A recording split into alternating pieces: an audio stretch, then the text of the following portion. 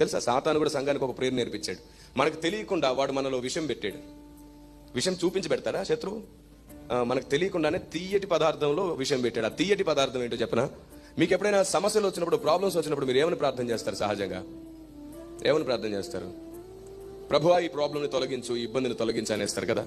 అదే సాతాను నేర్పిన ప్రార్థన. ఏమిటంటే అంత మాట అన్నారు అంటే చెప్తాను మీకు. ఏదైనా ఒక సమస్య దేవునికి తెలియకుండా నీ జీవితంలోకి వస్తుందా?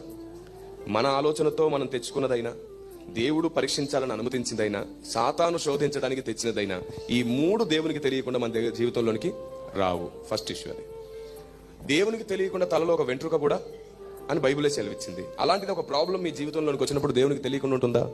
తెలుస్తుంది. కానీ ప్రాబ్లమ్స్ వచ్చినప్పుడు దాన్ని తొలగించు ప్రభువా అనే ప్రార్థన నీకు ఎప్పటికీ కూడా దేవుడు అనుకున్న ఆశీర్వాదంగా నువ్వు మారలేవు.